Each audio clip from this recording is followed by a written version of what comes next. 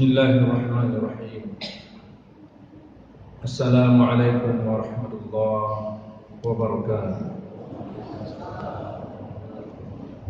Alhamdulillahilladzi wahdah sadaqa wa'dah wa nasara 'abdah wa 'azza jundahu wa hazama al-ahzaba wahdah.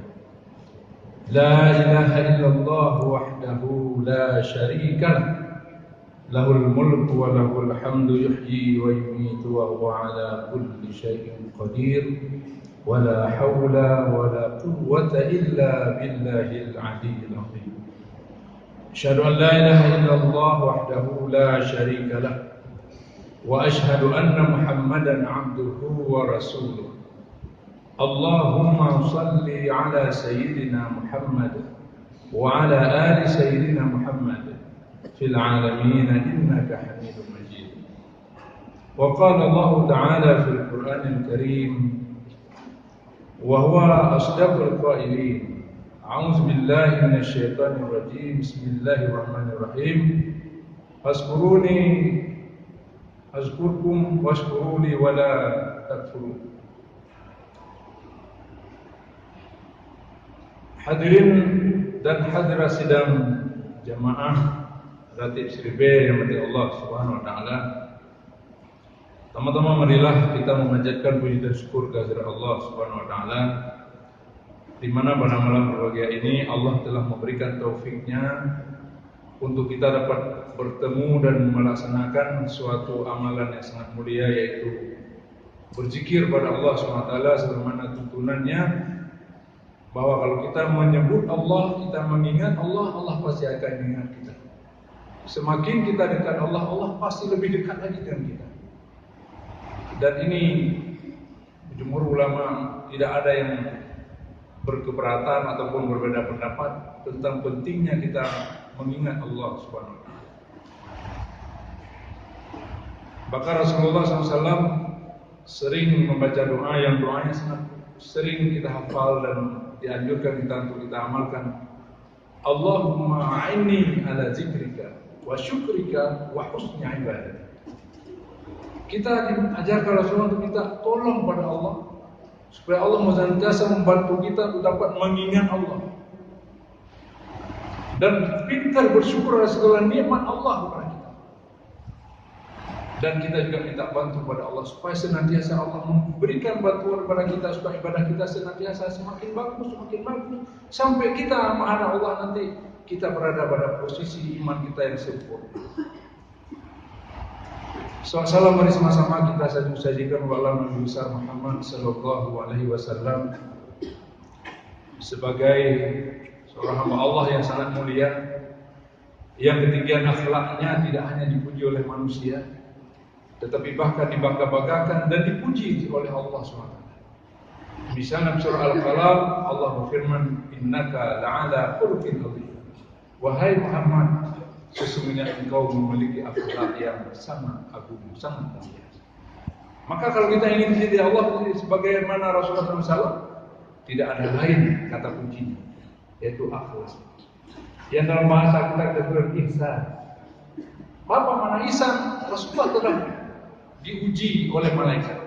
Suatu hari datang malaikat pada Rasulullah SAW bertanya tentang iman, tentang Islam, dan juga tentang ihsan. Tentang ihsan ini Rasulullah menjawab. Rasulullah tahu yang tanya itu malaikat, maka beliau jawab, as-sa'il a'lam minal mas'ul. Yang datang bertanya lebih paham, lebih alim daripada yang ditanyakan. Itu Jibril yang bertanya. Tapi Rasul menjawab juga. Apa kata Rasul? Al-ihsan huwa an ta'budallaha ka'annaka tarahu. Fa in lam takun tarahu fa innahu yarak. Makna ihsan adalah engkau menyembah Allah seolah-olah engkau melihat Allah secara jahar, secara nyata. Fa in lam takun tarahu, tetapi jika kalian memang tidak bisa melihat Allah karena mungkin belum ada saatnya, yang jelas di akhirat nanti kita diberikan kesempatan Allah untuk melihat Allah. Baca surah Al-Isra, Allah menjelaskan, "Faman kana yarju liqa rabbih falyamal 'amalan shalihan wa la yusyrik bi ibadati rabbih ahada." Sadaqallahul azim. Surah Al-Isra ayat 27. Barang siapa berharap ingin bertemu dengan wajah Allah yang mulia itu, boleh, artinya kita diberikan kesempatan bertemu Allah, tapi ada syaratnya. Syarat pertama, falyamal amalan shalihan. Hendaklah dia berbuat amal saleh. Inilah ihsan. Maka syaratnya ihsan yang abuya kita mengajarkan kita dan juga ulama-ulama terdahulu mengajarkan kepada kita tentang pentingnya ihsan itu. Husnul khuluq. Syarat berikutnya dalam ayat ini dikatakan wala yusyrik bi ibadati rabbi ahadan. Jangan sekali-kali kita mensyarikatkan Allah dengan segala bentuk peribadatan kita. Maka kita jaga. Dan saya yakin abuya kita tidak mungkin mengajarkan kita untuk syirik pada Allah, karena beliau paham betul tentang bahaya syirik ini. Maka saya dan forum ini saya tegaskan tidak ada abuya mengajak kita pada syirik. Maka yang dialamatkan ke abuya kita yang mulia murabbi kita bahwa beliau sudah sesat, kita ini salah. Saya bisa jelaskan itu. Kalau ada orang ingin berdiskusi dengan saya, maka saya masuk MPTT. Abuya paham betul. Ada ayat yang dikatakan dalam Al-Quran. Apa kata Allah Al-Quran? Innallaha la yaghfiru ayyushraka bihi wa yaghfiru ma duna dzalika liman yasha. Shadaqallahu al-azim. Sesungguhnya Allah tidak akan mengampuni dosa syirik, tetapi Allah mengampuni dosa selain syirik, tentu saja dengan Rahman dan Rahim, dengan Ghafurnya, dengan sifat-sifat yang sangat mulia. Hadirin dan hadirat Allah SWT, pertama-tama saya mengucapkan atau penghormatan kepada abuya kita, yang meskipun hari ini malam ini beliau tidak bersama kita, tetapi beliau telah mengilhami kita untuk senantiasa mengasah diri kita dalam rangka memperbagus akhlak kita supaya kita dekat dengan Allah. Kita boleh beribadah sebanyak-banyaknya, kalau akhlak kita tidak baik, Allah tidak melirik kita. Rasulullah pernah ditanya oleh seorang sahabat, "Wahai Rasulullah, tunjukkan kepada kami amal apa yang harus kami lakukan supaya kami masuk surga."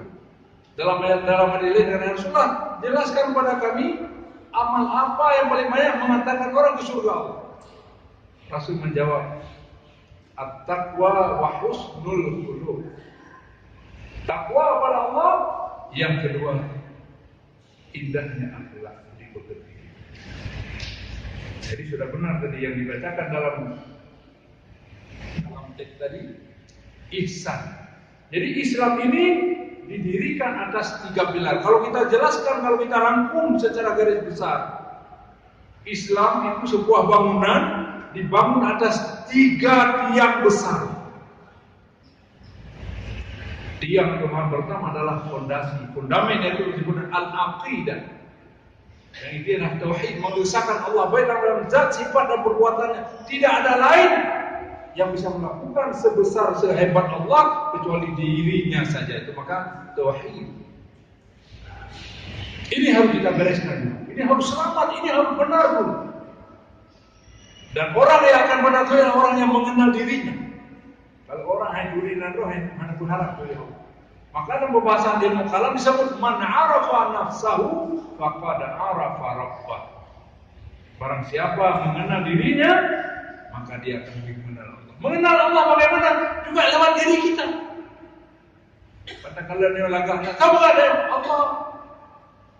Udah yang jutaan, triliun ini saraf. Siapa yang atur itu? Tidak betul. Allah Azza wa Jalla. Kita mengenal. Maka Allah katakan, wa fi anfusikum afala tatafakkarun. Dan apakah pada penciptaan dirimu yang indah itu, yang hebat itu, manusia menjadi khalifah karena hebatnya jadikan khalifah oleh Allah. Apakah kalian tidak berakal? Tidak kamu pikirkan?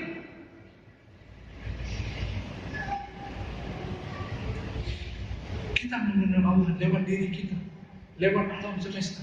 Tapi diri kita yang kita lupakan. Maka orang-orang sudah mengenal Allah dengan sendirinya. Dia seolah-olah Allah. Itulah hebatnya tasawuf itu, bagaimana kita menghadirkan Allah dan sekalikan nafas kita. Maka kita baca inna salat di dalam salat kita. Ya Allah, semuanya salatku, wa nusuki ibadahku, wa mahyaya wa mamati, dan seterusnya hidupku dan matiku lillahi ta'ala. Mana refleksinya? Mana implementasinya? Inilah tasawuf belajar kita. Apalagi melihat sekarang dunia sekarang semakin hancur akhlak budi manusia. Ma ada dulile, ya ada dulile, dungku behadure bahkan nan kau dungku menyalahkan dungku. Ini perlu akhlak.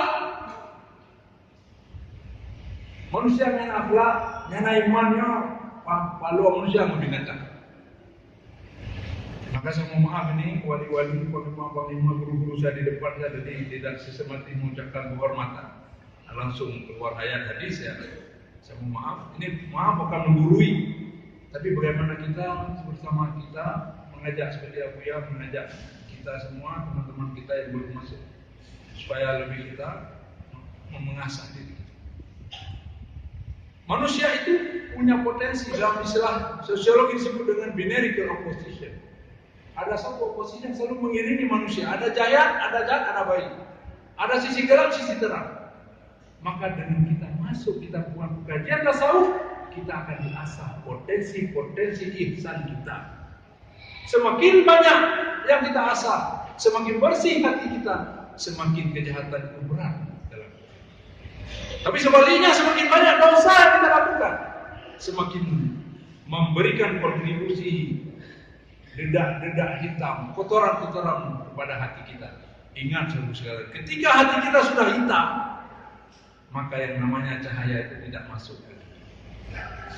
Coba ambil warna hitam, kain hitam, coba tembuskan batu hitam itu, nggak tembus dia. Tapi coba tembus batu yang bening seperti batu-batu biok yang ada di Naga. Dia mengeluarkan disebut dengan giwang, karena bening. Maka hati kita harus kita bersihkan. Lewat apa? Lewat zikir kepada Allah. Maka ada datik, seribu, datik, 2000 dan seterusnya. Tidak ada batas. Kenapa demikian ibu sekalian? Karena semua makhluk Allah berzikir kepada Allah. Kita saja tidak tahu bahasanya. Burung-burung berkicau dia sedang berzikir kepada Allah. Kambing-kambing mengembeknya sedang berzikir kepada Allah. Kita saja tidak. Dan binatang dia selalu mengikuti insting yang diberikan oleh Allah. Tidak seperti kita. Kita diberikan akal, diberikan kitab lagi mendukung akal kita dan tidak salah. Masih salah juga jalan kita. Coba lihat. Maka Rasulullah diajarkan oleh Al-Quran, "Wa ma nu'adzibuka hatta nab'asa rasulah." Kami tidak akan mengazab kalian hai hamba-Ku kata Allah sebelum kami utus Rasul. Maka lewat Rasul kita melihat bagaimana Rasul itu menjadi rahmatan lil alamin. Kenapa? Karena akhlaknya. Siapa yang buat akhlaknya? Juga Allah. Kenapa kita perlu mengikuti akhlak Rasulullah? Karena gurunya Rasulullah itu tidak ada yang salah, itu Allah sendiri. Rasulullah bersabda dalam sebuah hadis, "Adabani Rabbi fa ahsana ta'dibi." Lalu gubernur oleh Allah, lalu dididik oleh Allah, lalu ditarbiyah oleh Allah. Maka oleh karenanya baguslah akhlak. Maka tidak ada cacat Rasulullah Sallallahu Alaihi Wasallam. Sekarang saya tanya, siapa manusia paling namanya paling banyak disebut oleh manusia selain Allah? Tidak ada dua, Muhammad Sallallahu Alaihi Wasallam. Kenapa? Karena ihsan. Maka sekembali dari Islam itu dibangun pada 3 tiang besar. Bangun tubuh atau rumahnya Islam. Pertama saya bilang tadi al-aqidah as-salimah. Akidah yang benar. Anak pegang Tuhan yang seperti orang-orang yang orang saleh itu kan. Tuhan juga ada kebenaran. Al-Quran jelas mengajarkan kita, "Lau kana fihi ma aliyatun illallah la fasadata." Seandainya di sana ada Tuhan lain selain Allah Taala, maka dunia ini akan pangkau, ruyang-ruyang dan sebagainya. Kenapa? Tuhan pakai Pak Ilyas, dong pergi ke sana ke Tuhan Ilyas. Tuhan Gunawan kan pergi gede. Akhirnya tarik-tarik, Tuhan kita yuk, tarik-tarik, Tuhan yuk, di pantai nggak lagi apa pulang deh. Maka Islam agama sangat lucu. Agama makanya adanya ihsan yang ketiga setelah akidah syariah batang tubuhnya ada hukum segala macam amalan kewajiban supaya orang punya kenikmatan dalam berislam, punya buah. Jadi menurut saya ihsan itu buahnya sebuah bangunan. Jadi orang bagus akidah, syariahnya dibangun, tapi akhlaknya jelek, ini dia tidak mendapatkan bau surga. Kenapa? Karena dia tidak dapat mengerti buahnya. Kenapa? Islam mengajarkan bahasa lain. Kita menghina seorang hamba Allah. Berarti kita tidak lain menghina yang menciptakan hamba itu Allah SWT. Maka Al-Quran Allah katakan surah Al-Hujurat, ya alladzina amanu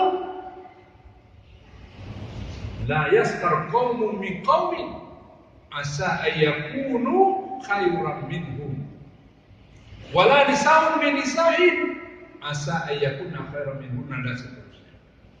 Orang beriman janganlah kamu sering dengan kelompok itu memperolok-olokkan, menjelekkan, membuli kelompok lain. Kenapa? Allah menjawab sendiri. Boleh jadi yang diolok-olokkan jauh lebih baik kualitasnya, jauh lebih mulia dalam pandangan Allah, karena dia mungkin sabar ketika diolok-olok oleh kaum yang lain. Coba muliakan Islam. Cuman saya sering katakan, kita berislam ini seperti orang menaikkan layang-layang. Apa filosofinya? Kita berislam seperti orang menaikkan layang-layang. Layang-layang naik ke awan angkasa sana. Demung angin nanti sudah bahasa saja. Kita masih dalam jendera, dalam potongan-potong padi itu, Pak. Lampak padi dalam jendera lalu. Tidak sama-sama naik ke layang-layang. Seharusnya karena Islam ini agama rahmatan lil alamin dan satu-satunya agama yang terbaik yang diterima Allah, kita harus terbang sama seperti terbangnya layang tadi. Makanya tamsilannya adalah kita seyogianya, idealnya berislam itu seperti orang naik pesawat terbang. Pesawat terbang tinggi, kita pun tinggi bersama pesawat itu. Ini hanya bisa tercapai kalau kita punya akhlak yang mulia. Rasulullah kenapa dimuliakan oleh Allah? Dimuliakan oleh kita semua, dicintai oleh kita semua. Saya sendiri kalau dengan nama Rasulullah dapat keluar dari mulut. Kenapa? Kita melihat jejak nampak tiras beliau, jejak-jejak yang beliau tinggalkan itu sangat mulia. Pernah dengar ceritakan bagaimana beliau menyuapi wanita Yahudi sampai dia baru sadar ketika Rasulullah sudah wafat, baru dia tahu ternyata yang kasih makannya kemarin-kemarin itu Muhammad yang saban hari aku caci, dia aku maki-maki. Luar biasa. Maka ini saudara sekalian, mari kita berkokoh pengajian pengkajian tasawuf ini. Dan kita harus katakan yang benar itu meskipun pahit, meskipun kita dikucilkan. Kalau kita yakin itu benar menurut Al-Quran dan Sunnah, mari kita tegakkan, kita jalan straight. Kita tidak boleh belok-belok, langsung boleh takut. Cuman cara-cara yang baik tentu saja. Dalam berdakwah kita diajak oleh Allah Al-Quran, ud'u ila sabili rabbika bil hikmati wal mau'izatil hasanah wajadilhum billati ahsan. Ajaklah kalian orang-orang apa? Ajaklah manusia ke jalan Tuhanmu, ke jalan seperti ini, ke di masjid, memakmurkan masjid, menegakkan cara Islam. Dengan cara apa? Bil hikmah, dengan penuh kearifan, sesuai dengan kondisi orang yang kita bicarakan. Dalam berdakwah menunjuk kita siapa komunikan, siapa orang kita ceramahi, siapa orang yang kita berikan pesan. Maka ada komunikator kita sebagai pendakwah, ada komunikan orang yang menerima dakwah. Ada messenger, orang yang memberikan message, ada yang message receiver, ada orang yang menerima pesan itu. Maka kita lihat kondisi. Maka kata Nabi dalam sebuah hadis, "Khatabin nas ala qadri uqulihim." Bicaralah kepada manusia, bicaralah kepada umat, bicaralah kepada komunitas sesuai dengan tingkat dan pola pikir mereka. Kita berapa orang aku udah berapa bahasa ini, anak hukum dia berbeda jadi makan, berbeda mau ini. Itu akhlak Rasulullah mengajarkan. Maka Rasulullah banyak orang masuk Islam, bahkan bukan lewat lisan seperti ini. Orang banyak masuk Islam karena melihat tingkah laku Rasulullah Sallallahu Alaihi Wasallam.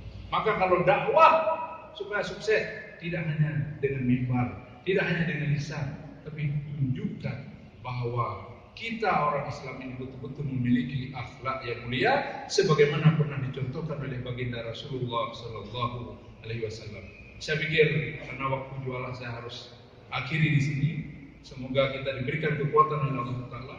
Semoga Abuya kita diberikan berkah umurnya dan juga bisa membimbing kita dan juga bisa bertanya, dan semoga akan lahirlah ulama-ulama besar yang kemudian akan mengedepankan ilmu jalan Rasul seperti ini, karena kita punya iman Islam. Kalau akhlak kita jelek, berarti iman kita masih fail, masih gagal dalam mencetak kelezatan ataupun fenomena atau pemandangan yang indah, karena tidak ada keindahan melebihi keindahan akhlak yang mulia. Sehingga Rasulullah tadi kita amal apa yang banyak mengantarkan orang ke surga?